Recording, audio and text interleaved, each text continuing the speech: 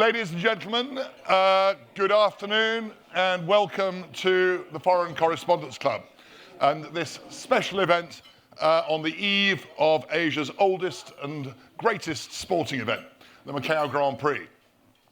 Before I introduce our panelists, can I please ask you to switch off any mobile devices? It is great to welcome especially a large number of guests here who we've seen some of you here at various events with Matthew before.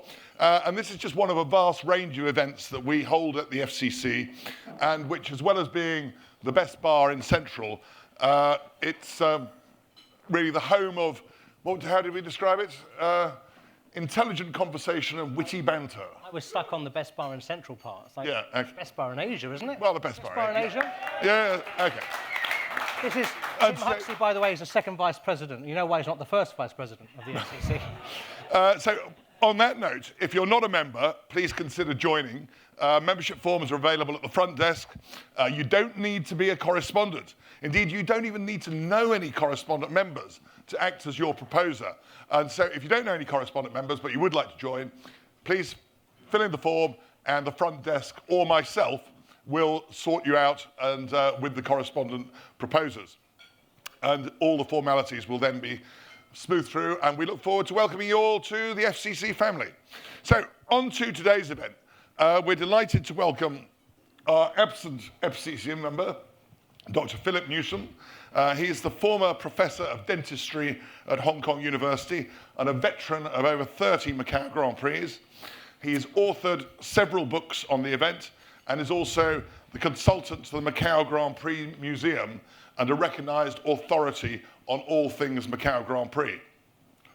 Philip's latest book, Macau Grand Prix, Photographs 1954 to 2023, is on sale here and is also the featured work of this month's exhibition on the Van Ness wall downstairs in the main bar. If you've not had a chance to look at that, please do take a look after lunch when you can also see why us members rank that bar as our favourite watering hole. Joining Philip is another Macau legend, veteran, well, and indeed an FCC veteran, Matthew Marsh, renowned broadcaster, former racing driver. He needs no introduction as his regular talks on Formula One at the FCC are amongst our most popular events. But today we're going to hear all about his exploits in Macau, a circuit that has played an important role in his career both as a driver and subsequently as a sponsorship broker. Now, before we launch into our discussion, I'd just like to set the scene with a very short film which was made a few years ago, which shows some of the behind-the-scenes action at Macau and captures the unique environment of this event.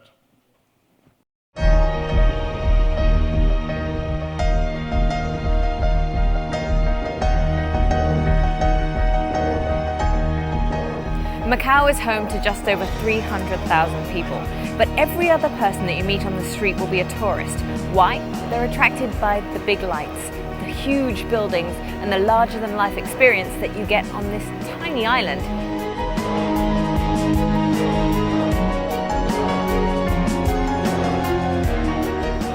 When the sun goes down, the streets belong to the people. The buses, the cars, the taxis, the motorbikes. But when the dawn breaks and the sun rises, the streets belong to the drivers.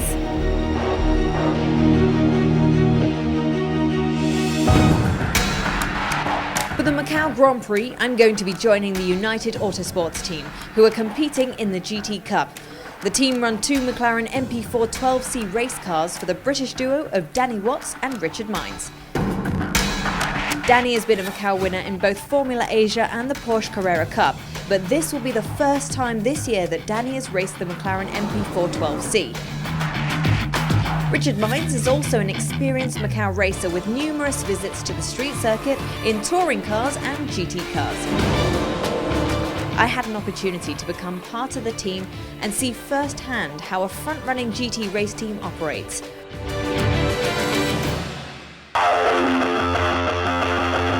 Now this is where it gets serious. The cars are about to go out on the track for the qualifying rounds, and when that happens, I'm going to be over in the pit wall to find out just what goes on when the cars are on the track. radio check, Danny, radio check. As his sector 2 time comes up, you know to put it out. Fair enough. I think that's the right car. In what was a tense moment on the pit wall, Danny dropped from 5th to 7th place late in the qualifying session. We've got 4 minutes to go, 4 minutes. Thanks to a last-minute final push, Danny reclaimed his 5th place starting position for Sunday's race. Okay, Danny, we're down in the dungeons, aka the garage, where it all happens. We've just come in from the qualifiers. How did you find it? Car was good, it was competitive, felt fast, consistent, easy to drive, and that bodes well for tomorrow's race. Ken, you are crew chief here with United Autosport, so why don't you tell us what are the most interesting things about this car? Let's go. We have big brakes with endurance pads, lightweight door, polycarbonate windows, Formula One inspired steering wheel. We have engine map settings, throttle position settings, anti-lock brakes, traction control. And a handy little map just in case he gets lost. That's it. It's time for me to get to work. I need to know what's my first job. Wheel cleaning.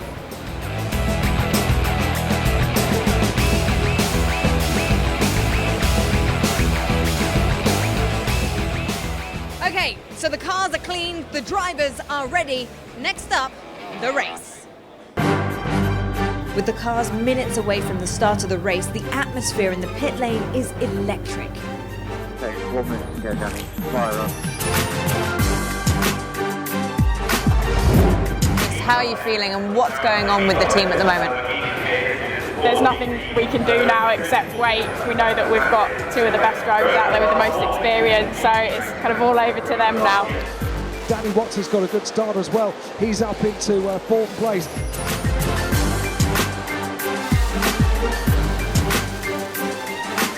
So lap times are really good. Your best is a 23.8, so much stronger. You're pulling away from over in P5. An incident on the track brought the safety car out, closing up the pack.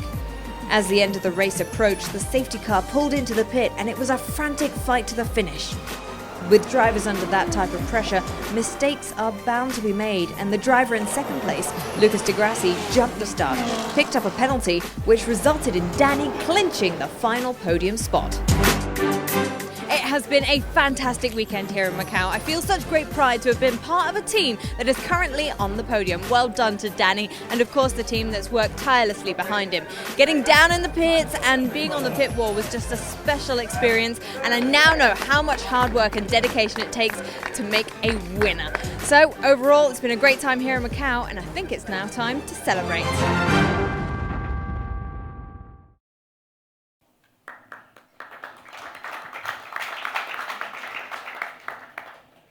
Thank you. Right, let's get on to the main event. Philip, Yes. welcome to the FCC. Thank you very much. So tell me, how as a dentist did you get into writing about motorsport and getting involved with Macau? Yeah, okay, if we go back to the early 80s, I just qualified and found myself with a bit of money and decided to go to Grand Prix. First Grand Prix I went to watch was the Belgian Grand Prix at Zolder, 1982, when Gilles Villeneuve died. Not a great start, but I started going to watch Grand Prix, going to Silverstone, Brands Hatch, the voice of Murray Walker in the background, you know, that excitement. And the more I went, the more I thought, yeah, this is okay, but actually I want to be over there. I want to be where that film was made. You know, sitting in the stand is fine, but can get a bit boring. And I thought, I want to be over there. I want to be where the action is. Now, unlike Matthew, I had no aptitude for driving. I didn't want to do it. I didn't have any money to do it. Some would say I didn't. Some would say, yeah, I've just set you up for that one. But I thought, well, I can write and I can take pictures. So I'll find a way of getting in there by writing about motorsport. Now, the problem was, what angle could I take? And I thought, well, I'm a dentist. There are dentists who race. Famously, Tony Brooks, Ferrari, one of Ferrari's favourite drivers, never quite won the world title, but he was a dentist. He won the Syracuse Grand Prix while he was a third-year dental student. Unbelievable. But the famous one, and the one I pursued, was Alfred Moss. Sterling Moss's father was a dentist. Famously, during the war, he had a troupe of caravans, dental surgeries, going around the bomb sites of London, giving people dental treatment after all the buildings had been bombed. Then he managed Sterling in his early years. He negotiated the contracts with Mercedes. But he had raced at Indianapolis in the 20s with Louis Chevrolet. And I thought, well, that's kind of interesting angle. I'll pursue that. I managed to get Sterling's phone number. And with like huge trepidation, I called Sterling Moss up. I mean, really, you know, this guy was still, and is still, even though he's passed, probably one of Britain's most famous. Who do you think you are, Sterling Moss? We still say that. So I phoned him up, and very graciously invited me to his house in Shepherd's Market, his famous house. And we sat for 3 hours talking about his father. His wife, Susie, later Lady Susie Moss, served us cups of tea and told us about her time growing up in Hong Kong. It was a fantastic afternoon, one I'll never forget. But towards the end of the afternoon, Sterling looks at me and he says, "You're a dentist, aren't you?" Oh, fuck, shit, here we go. Sorry, here we go. And he starts talking about the accident that he had, not the one at Goodwood that ended his career, but the one 2 years earlier. The Belgian Grand Prix qualifying, where he crashed, hit his head, knocked his front teeth out. So I'm sitting in Sterling's house, and he takes his teeth out, and passes me his teeth, and says, "Well, what do you think to these?" Now this afternoon was already incredibly surreal, but it suddenly got a whole lot more surreal, as I've got Sterling Moss's teeth in my hand. So I gave him what I thought my appraisal was, handed them back to him, and we parted ways. And the article that came out was called Sterling's Dad, and it appeared in the Classic and Sports Car magazine. And to this day, it's still the one thing I'm probably most proud of, that I got the chance to meet him. We kept in touch for years afterwards. Just a fantastic guy. So that's how I got into it. And how did you end up at Macau? Well, during this period of me getting into motorsport as a spectator, that was the famous season when Senna and Brundle were racing in F3. You know, one of the great F3 seasons. Senna then ended up in Macau at the very first Formula 3 event in Macau, won it, and it was all over the British press. And this was the first time I'd sort of clocked Macau as an event. And then 2 years later, a friend of mine came to work at the university, and I thought, I'll come and see him, visit him, but I'll come in November. And I came in '85 when another Brazilian, Mauricio Gugelmin, and you know, I arrived in Macau, and it was love at first sight as a motoring event. And within a year, I was working in Hong Kong. I'd left the UK, working at Hong Kong U, came out in '86, and you know, a wonderful event back then, as it still is. But I'm thinking there must be a book about the Grand Prix. Yeah. There must be something that tells me the story, and there just wasn't anything. So this little spark hit me, and I thought, that's what I'm going to do. That's what I'm going to spend my spare time doing, finding out about the history of the Grand Prix. And several books then followed. Yeah, and you know, back then this was late '80s, so the first Grand Prix was '54. So the people who had raced in Macau in the 50s were all around, largely still alive. So I got the opportunity to meet all these amazing guys who were a world away from modern racing drivers, you know, who are focused on their careers. These were incredibly fascinating guys who just loved racing. And I got to meet that. I'd go all over the place. I'd always find a dental conference. It just happened to be somewhere where there was an old racing driver. So you'd pike off the conference and go and talk motor racing? Well, at the time I would never say that, but now, yes, absolutely, I would. I mean, I remember going to a big dental conference in San Diego and meeting up with Maurice Nunn, Mo Nunn, founder, and that just, I mean, that was a real highlight, meeting him, the stories that guy Now, had. we'll mention Mo Nunn as we then subsequently talk about some of your other exploits in Macau, particularly related to Teddy Yip. But Matthew, when you came to Asia, after your brief but glittering motorsport career in the UK. Yeah. Did you know about Macau, and were you immediately inspired to take part? And how did you get your first drive there? I didn't really. I mean, as Phil says, it was obviously covered in Autosport and Motoring News and so on, but it hadn't really clicked. I'd been working in British Formula 3 in 1989, working with a sponsor, and I kind of became aware of people saying, "Are you going to Macau at the end of the year?" I have no idea what you're talking about. I thought it was a restaurant in Golders Green, and I had really no idea. But then when I came to Macau in 1990, in November, I went to the Grand Prix, and I remember having a horrendous hangover, and it's not a good idea. Jet foils and hangovers don't go down very well. But it was that classic race of Mika Häkkinen and Michael Schumacher. Yeah. And because I'd been working in Formula 3, I was talking to guys in the pits that I knew, and someone said, Mika's on the pole, and he had to hold the car in 5th gear because it was jumping out of gear. These stories that you remember. And it started to become obvious that, oh, Macau is a place where legends are born and the stories are written. And, yeah. And how did that first drive come about? Did you decide there and then, I want to... I realised I wasn't very good as a racing driver, and I was doing other things. And it was only much later on, in 97, and I'd been managing a driver called Brian Saunders, and we got him into the Macau Grand Prix support race, the Formula Campus race. I was working with a guy called Peter Windsor. He used to be the Williams team manager. And Peter was always very good at saying, let's do this, let's get Brian a seat in the Formula Campus support race. Okay, and how are we going to do that? Well, Renault's involved, so we'll write French, I'm going to say French letters, we'll write letters in French to them, and we'll do the English stuff, and da-da-da-da. And Brian got in the race, and as a consequence of doing a very good job as a driver, but some luck, some people had mechanical failures, he won the support race. You and I were doing the commentary, Matt, up in the, there you go. Matt's going to come up a lot in this conversation. I'm going to embarrass him as the afternoon goes on. No, and I'd gone with Brian to test the car, just as a mate. He was driving it. And later on, I thought, I could try and do that support race. That'd be great. And that was the beginning of costing you a lot of money, basically. You did, yep. Phil, your first book, let's move on from... Actually silent. Yeah, exactly. Let's move on from how much you've cost me over the years. I didn't bring that video of when you wrote off 25% of the field on the first corner. No. But we'll move on to that.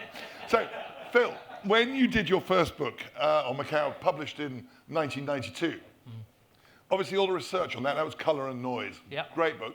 And looking back then, you were involved with a lot of the guys who were there in the early years, those real pioneers that you referred to earlier. Who were the real characters there? And how did you Before I answer explore that question, I'd just like to refer to the crash that Matthew had, where he took out 25% of the field. It was Sunday morning, I believe, and I was in a taxi. I can neither confirm nor deny. I was in a taxi heading from the Holiday Inn Hotel up to the track. I'm looking out the window, and I see a flatbed truck with Matthew's car, totally smashed, going the other way. I thought, probably today's a good day not to talk to Matthew. The race was still going on. Anyway, the early characters, absolutely. On the exhibition downstairs, there was a photograph of the very first Macau Grand Prix, which has a Le Mans-style start. Anyway, I started researching it by putting an advert in the Dollar Saver. A lot of people remember the Dollar Saver magazine. It used to come through your letterbox, and I paid for an advert that said, researcher looking to meet people who took part in early Macau Grand Prix. And I had one phone call. That phone call was from Roger Pennells, who in that photograph is on pole position at the first Macau Grand Prix, running across to his Austin Healey. And he said, come over for tea. So I went over to Tai Kuching, to his little flat, and we're chatting. And out comes this box of photographs, and, blows off the dust, opens the photographs, and there's probably 100 photographs of the first two races. And I thought, I've hit gold dust here. This is unbelievable. Now, although only one person contacted me, he knew everybody who'd been around and was still around. So he just needed one person, and then everybody fell into place after that. One of the first person I met was George Baker. he'd been, again, in the picture downstairs. It's on the front cover of the book. George brought an Indianapolis race car to Macau, which, if you know anything about Indianapolis, it's about as far removed as a circuit as it's possible to get from Macau. So I met him. He'd been an American fighter pilot in World War II. And then in the 50s, he was flying Catalina flying boats around Asia. I mean, complete crazy guy character. He drove in the 57 Grand Prix in a Ford Thunderbird, smoking a cigar, eating prawn sandwiches, listening to the radio. Is that wrong? No. And then people like Grant Wolfkill, another amazing guy who came second in the 1960 Grand Prix in a Carrera, Porsche Carrera. He was a cameraman with NBC, and the year after he came second, he was flying in the jungles over Laos, and the helicopter got shot down, and he was taken prisoner of war by the Pathet Lao in Laos. And he survived that and wrote a book afterwards called Reported to Be Alive, which is an amazing book. And in the book, he talks about how remembering the Grand Prix was one of the things that kept him going, because he thought, I will race there again. So he wrote the book. Bobby Kennedy wrote the foreword, which shows you just how sort of important this was. Grant he spent a lot of time in Hong Kong. Yeah. And he almost certainly would have come to the FCC. Absolutely. And was probably a member, when I think we'll do a bit of research on that. Yeah, he was. I texted Kim, his son. I was telling Phil earlier. I suddenly thought, I know that name, Wolfkill. I wrote to him, Kim, are you the son of Grant? This is literally last night, when I was thinking about today's talk. He said, yeah, that's my dad. He finished second in the Grand Prix. In fact, I'm looking at the trophy right now. He wrote yesterday. And I said, well, Phil Newsome. Yeah, I know Phil Newsome. He wrote the books. Has got an exhibition at the FCC. I'll send you some pictures. So hopefully he's watching this. There we are. We're talking about your dad. Brilliant. Yeah. Right. Steve McQueen was his best man. There you go. So you don't get any cooler than that, really, do you? No. And can I jump in there? Because I think one of the things about the Macau Grand Prix is it's foundational for people's not only careers but lives. And in the same way that Phil met, who was the guy on the pole at 54? Roger Pennells. Roger Pennells. When I came in 1990, Bruce Jones, if you listen to the Le Mans coverage these days on Radio Le Mans, Bruce Jones is one of the great commentary voices, been writing for Autosport for many years. Anyway, Bruce said, when you go to Macau, you need to look up Stephanie de Cancel. I'll connect you with Stephanie de Cancel. Stephanie with Nikki Kemp, who's in Macau now, still doing the running the press office. Yeah. Doesn't look old enough to have been doing it then and now, but nonetheless is. And Stephanie said, yeah, come and see us, and she in her office, and we had a chat, and she said, well, come over to the Grand Prix in 2 weeks' time, and gave me a pass. And then she said, I'll connect you to 5 people. And that was the beginning of my life in Hong Kong. And it's a bit like you. People in Hong Kong had come from around the world, and then the Macau Grand Prix was one of those kind of reasons to connect. Oh, if you're into motorsport or you're into the Macau Grand Prix, okay, I trust you, I'll connect you with some other people. And that. I mean, it can be negative. I mean, that's where I got introduced to you. Yeah, but that was in the captain's bar, Tim, and you should know better. But Matthew, you, I remember in 2003, what was then the 50th anniversary, you memorably raced with a retro Theodore Racing badge on your overalls. Now then, Phil, Theodore Racing, the home team, Teddy Yip, Stanley Ho's business partner, absolute mega figure in motorsport. You wrote his biography. Could you just tell us a bit more about him and some of his antics? It's lunchtime, it's a family show. Where to begin with Teddy Yip? That's the question. When I was researching the book, I met a lot of people who always prefaced what they said to me about Teddy Yip was, this cannot go in the book. So much. There's another book out there, The Other Story of Teddy Yip. Teddy was an Indonesian Chinese. He came to Hong Kong before the war. I'll praise this very quickly. He married Stanley Ho's sister. And between them, they set up STDM, which became now, I think, SJM. So they built the first Lisboa casino. There's a story, all these stories kept floating about Teddy. There's one story that when they decided to build a casino in the Lisboa, obviously there's a lot of triad involvement in gambling, casinos. Teddy was given the task to get all the triad leaders together in a football field with a loud hailer and say to them, we can either work together or we can fight each other. And if we fight each other, you will lose. So I suggest we all work together. So there was a certain peace in Macau until one night in, what was that year? 1993. Broken Tooth. Oh, no. Yeah, Schumacher one. That was 19... We got up Sunday morning, came out of the hotel, and there was a car outside full of bullet holes. Where you and I were staying. Yeah.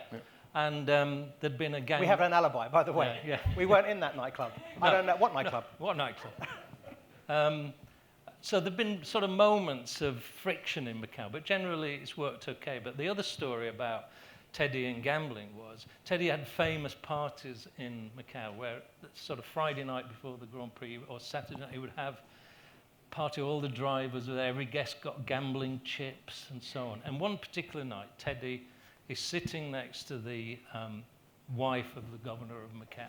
And she says to him, Teddy, I think you've put weight on since I last saw you. And he says, no, madam, I'm wearing a bulletproof vest. I said, oh, why is that, Teddy? He said, because I went into my accountant's office this morning and he was slumped across the desk with an axe in his forehead. So, yeah, but Teddy, the stories are just, I mean, he loved making money, motorsport and women, but not necessarily in that order. No. And I want to add a couple of things there. So in 1973, a friend of Matt and I, Greg Field, was out here with Bob Harper Racing. And he was on the grid, and I've seen a picture, flares, the whole 1970s thing. I guess it would be Formula Atlantic. Would it be in 73? Formula Romantic. Yeah, well, that is. Yeah. And the governor, as the CE now does, the governor goes on the grid. And the governor's walking around in Portuguese, and I can't do the accent, but said something like, how's your trip been? And Greg said, well, to be honest with you, not very good, because I had my briefcase stolen out of my hotel room.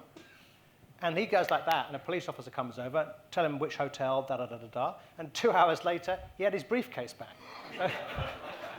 And the second story is 1993, Phil and I, so Matt and I should go back, so Matt, my mate, who I met when I first came to Hong Kong, we started coming with me whenever I was trying to do anything, which started off with the broadcasting work, and later on with the racing, and with the sponsorship business. So Matt, thank you, really appreciate you being with me. And in 93... Carrying your helmet after you crashed. Yeah. And in 93, I'd arrived at the circuit, and Stephanie, the counsellor, said, you're here. You can do the commentary for this race, that race, and the other race. And Rupert Lloyd-Thomas, who's going to come up later in the story, I'll do that. And we went off, and Matt said, we need to go and find out some details of these drivers. It's all the local guys from Hong Kong and Macau racing and the Honda Civics. So we go down, and I meet this guy, Andley Chan. I have no idea who he is. He's the guy that got murdered the next morning. And I'm saying, hello, nice to meet you. I'm Matthew, I'm with the TV. Awfully nice. Now, what do you do as a job? And all the people around him, I didn't at the time. Later, it became obvious, like, and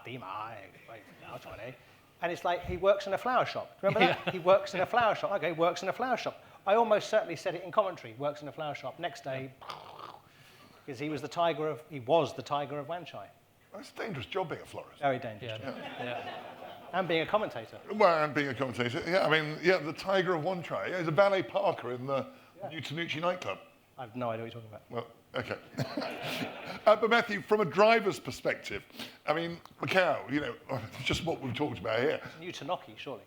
Is it? I don't know. My pronunciation and knowledge of the streets of Wan Chai is not what it was. No. I mean, Macau, it's so much bigger than any other race in Asia. And it's obviously a huge challenge. You've competed there quite a few times. Is it great you embrace the challenge, or is it all just a bit of a pain with all the stoppages and delays and everything?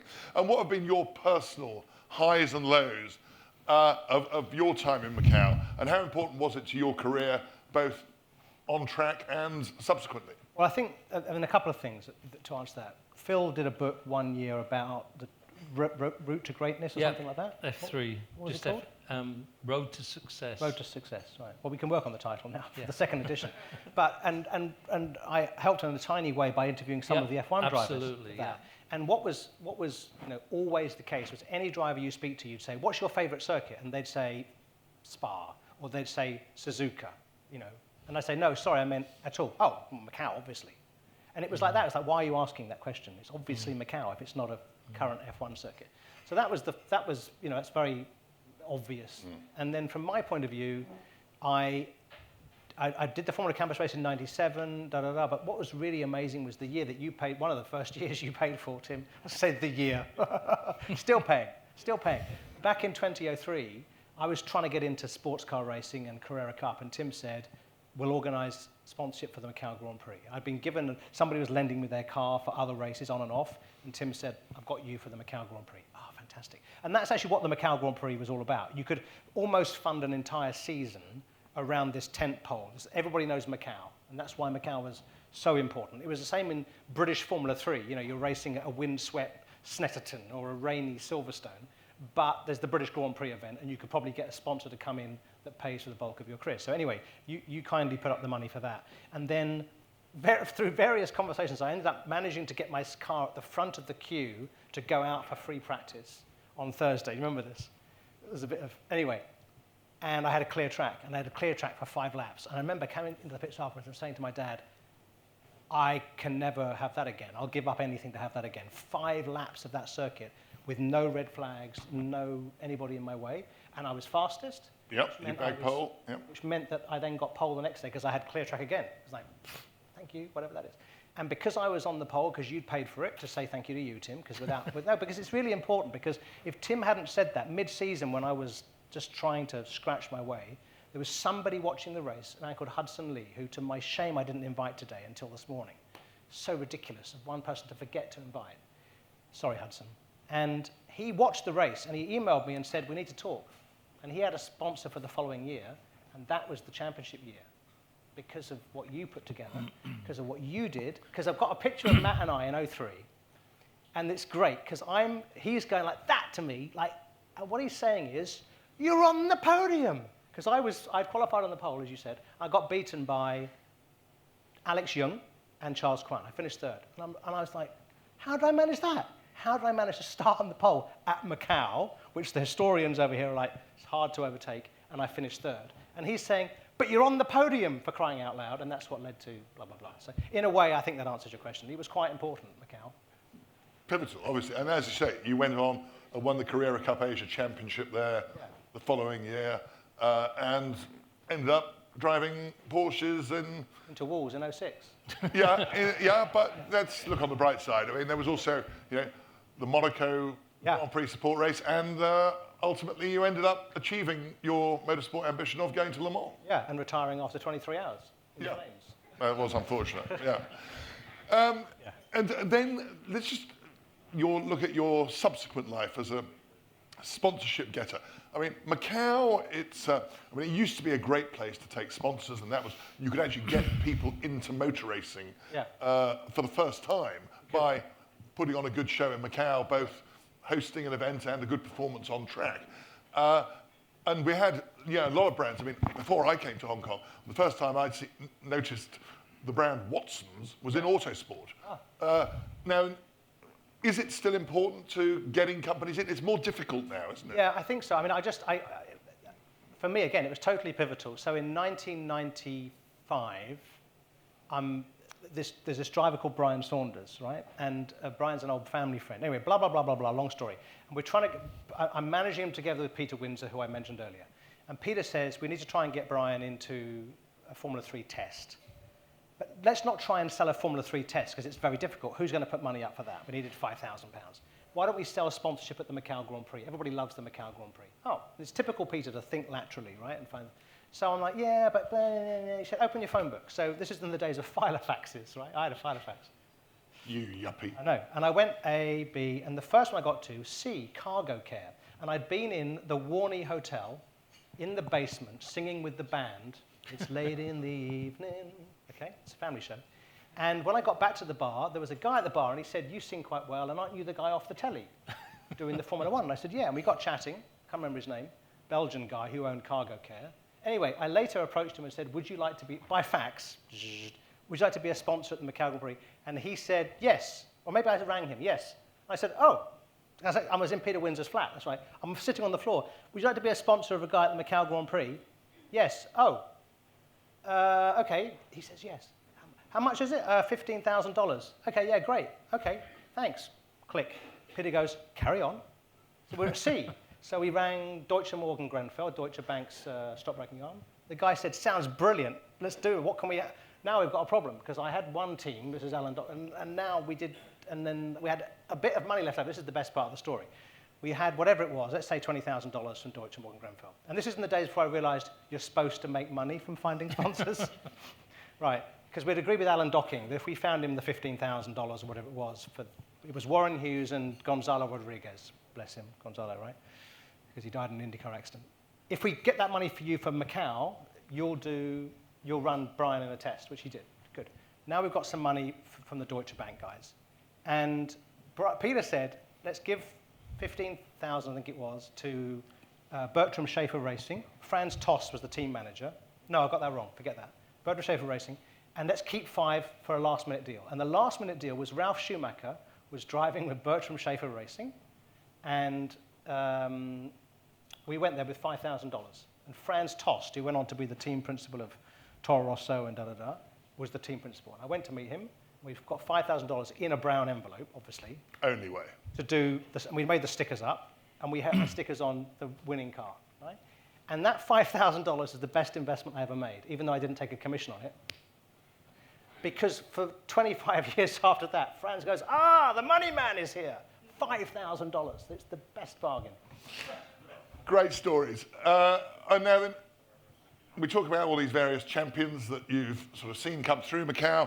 I mean, of all the drivers that, Phil, you've seen in Macau who stood out, I mean, some of them are just come across as absolute naturals. Some of them look completely out of their depth. I mean, who did you just know was going to make it to the top? And who was the best one you saw that didn't make it? Well, obviously, if they win, they have to be good. But just winning in Macau isn't necessary. It's a lot of luck involved. So there are many great drivers who've raced in Macau who haven't won it, but have gone on to great things. First point is it's very, very, very difficult to win in Macau. And just to allude to your previous about Ralf Schumacher, one interesting fact is that the last Grand Prix winner, Macau Grand Prix winner, to win an F1 race is Ralf Schumacher. And he won back in 1995. When you think of all the drivers who've been through Macau since then, you know, that's quite, I don't know what it says, but it's a telling fact. The one driver I always really liked, who I thought would go on to great things and did in the end, was Tom Christensen, who came second in '93. He'd won the German F3 championship, he'd won the Japanese championship, and for a long time it seemed that he was going nowhere. And then suddenly he got into Audi at Le Mans and won Le Mans 9 times. He just had star quality, Tom Christensen. Matthew, what about you? Who stood out for you and either went on to great things or didn't actually deliver? Actually, the thing that is interesting about that question, because you did tell us before we came to think about it, I couldn't really think of an answer to it, except for the reverse, which was, I was always a bit suspicious of Charles Leclerc, because he didn't win it. In my mind, didn't seem to do very well. When I looked at the stats, he finished second. And to your point, you know, like Max Verstappen crashed, right? He messed up qualifying, so he started right at the back, but in true sort of Max Verstappen style, did about 16 overtakes to end up 5th, I think. Yeah. A phenomenal drive. And then, but he did in the end banged. But didn't win it. Didn't win it. And Lando Norris, I think, finished also second. Yeah. And I know because he was with the Carlin team, they'd made a mistake on setup, and so it's like, it made me think. Actually, all the greats typically either did win or should have won, or at least could have won. And I don't think there's really been many people that you. Sometimes there's been people that have done really well at Macau that haven't gone on to anything, but not in those days. And I think the key point was, from 1983 onwards, when it was a Formula 3 race, until, I guess, 2019, the last of the proper F3 races, it was an invitational entry.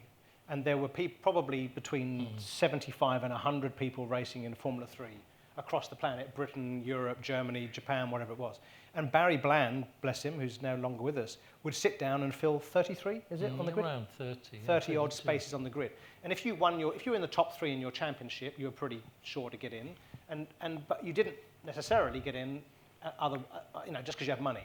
And what he would also do is he'd say people like Max Angelelli and some others who'd they'd maybe moved up to Formula 3000, what's now Formula 2, but had a bad season, he would let them come back to kind of rekindle their career, reminding us of how important Macau is. So I think in those days, it was a really rich grid because it was 100 people compressed into, distilled into 30. And these days, with it being whatever it is, FIA, Formula 3, yeah, the top guys are okay, but the others aren't as good.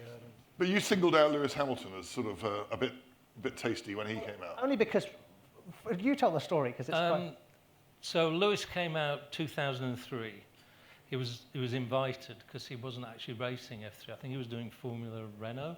Yeah. And that particular year, the big hotshot was Jamie Green, who had won the Formula Renault support race in Macau the year before.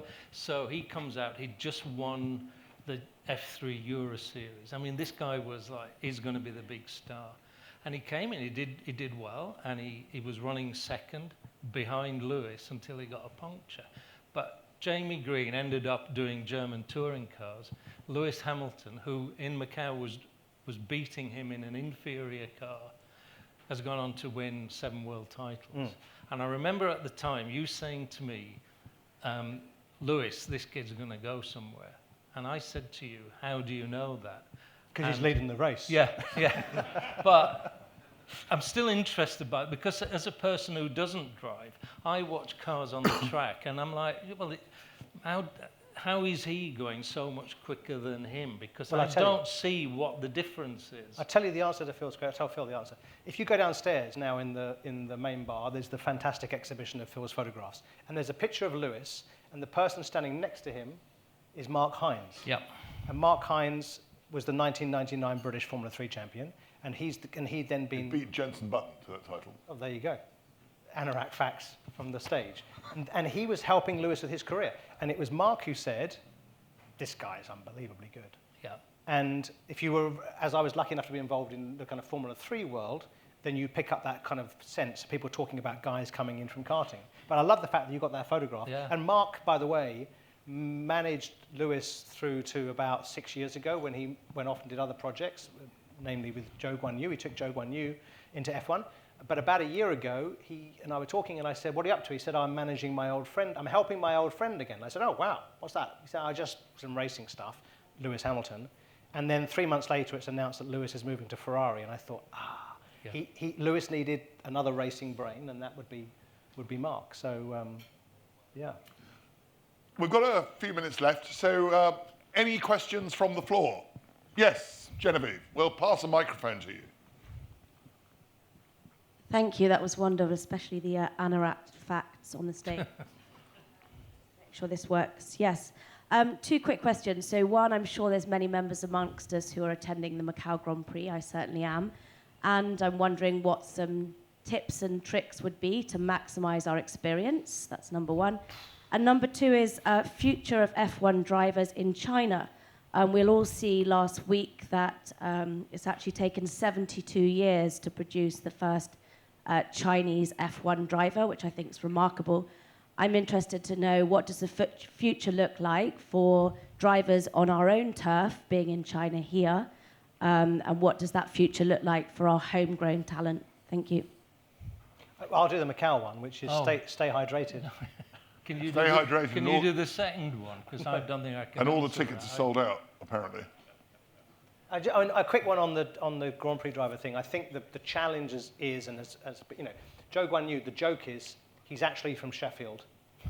He's a Yorkshireman who was born in China, and that's no disrespect to anybody. It's just the fact that at age 12, he and his family moved, or he moved him, and therefore he was in the cauldron, and that's what's necessary. And it's really disadvantageous for anybody who's not racing in Europe, and that's the problem. You need many, many people doing it, and then the top ones need to be racing in Europe. Because even if you've got Japan, which has got an enormous racing culture, for a Japanese driver to emerge, I mean, what we've had in the history of Formula One, we had one on the podium at one point, but otherwise they haven't actually emerged. Because you can imagine, and as somebody who speaks English sometimes not very well, but as my first language, describing how the car feels and what you want it to do, I always found very challenging. And imagine doing that in a second language. And if you can't, then how's your engineer going to have a chance to describe it? So that's really, incredible for today. This is the other thing, all this data logging and blah, blah, blah. Ultimately, yeah, but the driver is in the loop of the race car, hence they're now in the simulator loop. And so you need the driver to feel comfortable and confident. This is the reason that Sergio Perez is not doing very well and Max Verstappen is, because he feels more comfortable. Back to Macau. I would say about spectating in Macau, if you get a chance to get into the Lisboa stand, it's like a cauldron down there, and the crowd are just baying for something to happen. Either an overtake or, God forbid, a crash, but it's just an eruption of noise. And one of the Macau Grand Prix that I've missed about 3 down the years, was 2018, because I'd just had a kidney stone, which is singularly the most painful thing you can have. But that was the year Sophia Flörsch crashed at Lisboa. And every time I see that video, it just think, how did she walk away from that? But Lisboa is a very special corner. But you talk of that incident and the cauldron that is Lisboa, and the noise and everything. Yeah. When that accident happened, you could have heard a pin drop. Because everybody thought there's no way the worst of that. Any other questions? Yes, over there on the veranda. Oh, hi. I'm John. Sorry, those of you who don't know me. Yeah. Hello. I'm John Norman. I was a motoring correspondent for the South China Morning Post in the famous 80s, and used to be with my friend Mike at the back here. We started the Classic Car Club, and in 1982, we had the first race there in 83, and we raced all through the 80s till the 90s. You may have seen us crashing all over the place. When I was in the SCMP, I took over from Les Leston, who was also a member of this club. Indeed. And a very famous chap, and could tell stories. Only FCC member ever to take part in a Formula One Grand Prix. Absolutely, yes. What I'd like to say was we really enjoyed the 80s and the early 90s when there was much more casualness to the whole Macau event. Now there's so much money involved, so much everything else. It's almost impossible for an ordinary person to even go and watch it, let alone get involved in it. And don't you think it's a great shame that what was once an event for everybody? You could just get on a ferry in the 80s and go to Macau and really enjoy watching us. Even though we were a support race, we raced, we enjoyed ourselves. You watched us, I remember, and yet today it's corporate. Well, I think that's a very good point, and one that I've certainly thought about. Has the whole thing evolved and it's lost that slightly amateur feel, or is it the fact that there are less expat car enthusiasts here? Is it because Cathay pilots are paid less? Let me jump in a bit, and Phil. But see, I think it's very interesting hearing your reminiscences, and I share them. And I think it's not quite about money. If I look at the Singapore Grand Prix, for example, there's one man, B.S. Ong, Mr. Ong Beng Seng, right? Because of his vision, and he will not allow he will not be stopped.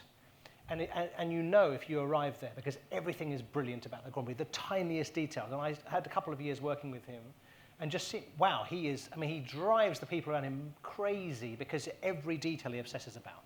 And that's what Teddy was, right? A guy, not necessarily the obsession part, but let's do this. Let's invite that chap. There was a race in 1978, the Race of the Greats. Yeah, Race of the Giants. Race of the Giants. Jack. I mean, these names: Jack Brabham, Sterling Moss, Dan Gurney, Phil Hill. I'm looking at Prince Bira from Thailand, De Graffenried. Names I'm like, how did he make that happen? Because he decided to make it happen. And when the new paddock was built in 1992-ish, anyway, there was a pizzeria in the paddock. Yeah. And that's where you'd go. And that's part of the social thing that you were describing. There was a pizzeria in the paddock. And the Macau Grand Prix Committee, bless them, have taken it over and used it as a something else. Storeroom. But it's not the restaurant that you would bump into Lewis Hamilton and Nick Evans. It doesn't actually take money. It just takes a desire to make it totally mega. It's still there. They haven't managed to destroy the racetrack. And by the way, the only 2 racetracks I know that haven't changed in their entire history are Indianapolis and Macau, because every other circuit has had some kind of deviation to the thing. Yeah, but what I'm trying to say is it's still there, and actually I think the access is not that difficult either. I think it's just that the people that are running it don't totally understand it, and in a way it's up to us, because we can go to Le Mans, and we get a general access pass, and we go camping, we get beer, we go out in the evenings. I think we can still do it. I think. It's a good challenge. I'll see you there on Friday. Anything further? Any last one? Oh, yeah, sorry, Daniel, yeah. This is a question for Phil. You mentioned briefly that the pole position in 1954 was by a Healy. Can you please reminisce, on behalf of Mike Burrell and myself, what car actually won the 1954? It was a TR2. Yay! Right. To all the Triumph owners in the world. There you go. Thank you. On that note, we're going to bring this to a close. Very well done, Phil. Philip, Matthew, thank you so much. That's been enlightening and entertaining, fulfilled our requirement to be informative and entertaining. To you all, thank you very much for coming. Phil will be here to sign a few books, and we look forward to seeing you back in the FCC in the very near future. Thanks very much for coming. We never let anybody leave the FCC. You can have a tea set now. Oh, really? Yeah, exactly, yeah. Thank you, Phil. I'm going to get a signed book. Thank you all. I want. Yeah.